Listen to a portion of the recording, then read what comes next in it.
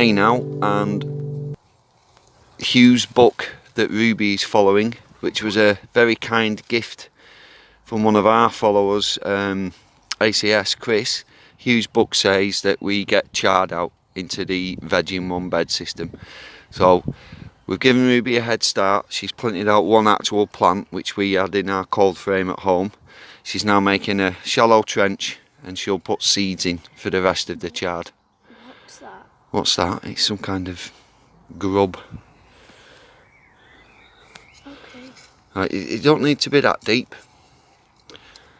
And I'll get you the seeds route.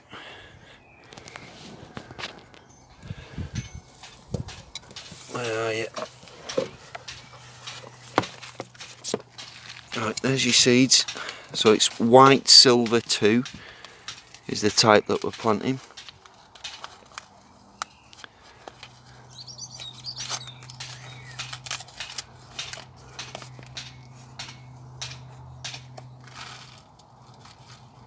Right. Would you do just that many? Possibly not. Possibly not. I wouldn't use all of those. So that's a little bit close, Ruby. Keep going. Yeah, yeah. So about that kind of distance. And even then, they might be a little bit close together, but we'll see. We'll see how it goes. We can always thin them out, can't we? Yeah. Right, so lightly brush them over. Are they covered? Mhm. That's it, and she's firming down where she's covered them so that the seed's in contact with the soil. Right, so how are you finding this bed so far, Ruby?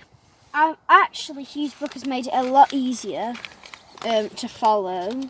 It's simple and it's fun to do, and yeah, it's an experiment. And I'd say as well, it tells you exactly what you need to do when, which is taking out a lot of the mystery. If for somebody who's not into gardening and they're using his book as the first time, it takes a lot of the mystery away, doesn't it? yeah.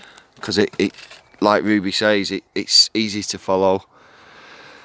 So, do you want to give us a little tour of what else you've got going on in your bed? Here, Yeah. these are my Broad beans, and they've got flowers on as well. Yeah. And then this is my lettuce. Yeah. Excellent. Pesky bugs. And We've just done a row of chard, and then this is radish. radishes. I want to pull one up, see what it looks like. They're not ready yet, I don't think. Do they not need thinning out? They probably need thinning out, but we don't have to do that right now. Okay. Right, so where we've just put them seeds in, we'll need to water that now, won't we, Ruth? Excellent. Today was also World Naked Gardening Day. There's absolutely no chance I was going to do that, but I can assure you that underneath my clothes in this picture, I was completely naked. Claire, I spent ages weeding the greenhouse. She's dug out, how many roots would you say? Oh, bucket after bucket. It was a ridiculous amount, wasn't it? Yeah. So she's got all the roots out as well. Now just adding compost, Yep. and then we're pretty much in the position where we can plant.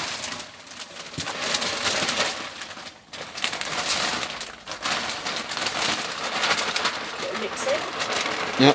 So while Claire's mixing that in, we brought up some tomatoes last night, which I think are all black cherry. We've got some San Marzanos at home, but we've not brought those up yet. We just brought some black cherry, so they'll get planted.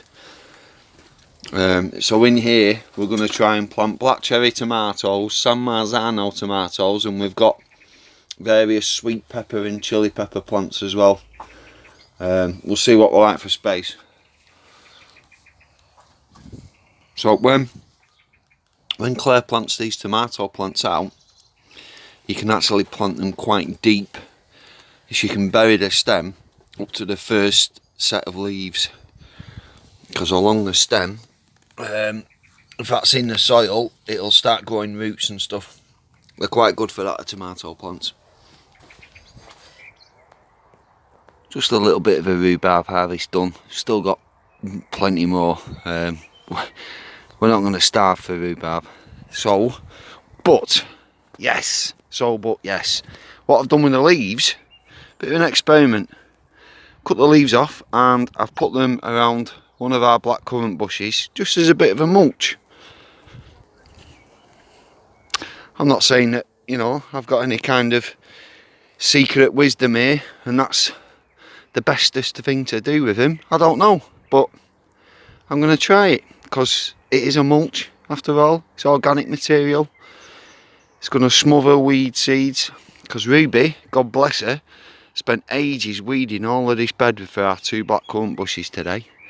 So yeah, we'll see how that goes. Keep you posted on that. They'll rot down eventually, but they'll give us a little bit of a head start. And then our Claire, love her, bless her, has proper sorted out the greenhouse now. So I showed you earlier, but it's all done now. So we've got black cherry tomatoes planted.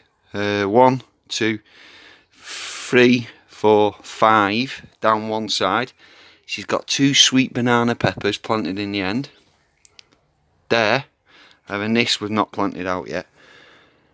So we'll see what's going in there. We've still got San Marzano tomatoes at home. So it'll probably be those. But we've also got, noisy, we've also got a load more sweet peppers and a load of chili peppers, and they've got to go somewhere. So, right, just a very quick update on the raspberry bed saga while I'm here. So you can see that's where I'm up to. I'm now about halfway down the length of the bed. Just got that section there to do. Here I put up this metal frame that's been lying about in our allotment since we got the allotment, and the plan is to get beans going up there. Space there. I've got some massive sticks that I'm going to try and get some squashes from seeds that Kelly at my UK homestead sent us. I'll get the squashes trailing up the sticks. The dark patch there, I've planted a string bag of golden, what are they called? Golden something shallots. Golden shallots. I can't remember what they're actually called. I've thrown the bag now. So there's just shallots there, but that's the only thing I've planted in this new revitalised bed so far, with all the weed roots taken out of it. So I've still got that to do. You can see where the cardboard's up to, the depth I'm digging down to, getting all the roots out. Yeah, it's just taking me forever. But on a nicer note, the Jerusalem artichokes are starting to come up in that raised bed there. Oh yeah. So again, we're going to have plenty of artichokes this year. Strawberries are all doing well, all 3 strawberry beds. There's a little bit of weeds coming through, but it seems like as quick as we pick the weeds, they grow back again. And then here, globe artichoke is doing nicely. Yeah, so I'll probably pick that soon before it starts to flower. There's another little head there. Another little head down there. So that's doing that. In fact, I'll probably take this leaf off. Get that leaf off. The yellow one. Yeah, it's doing alright. Right then, and there's the pond.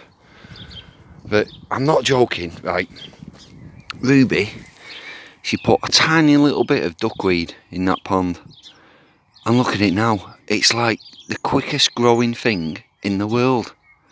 If only our fruit and vegetables would grow as quick as duckweed on the pond does. I'm not joking. If I scooped that off, 2 days time it'd be full again.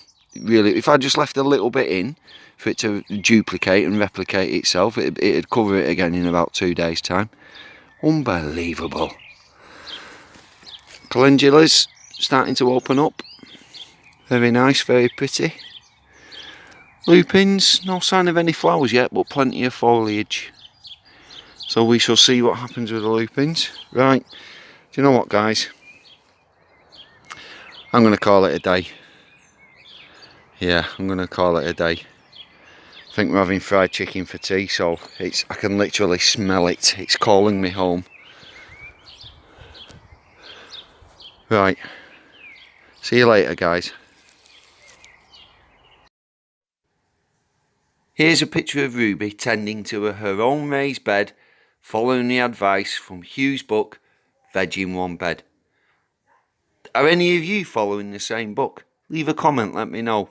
So, as ever, thank you so much for watching. If you haven't already, why not click on that subscribe button?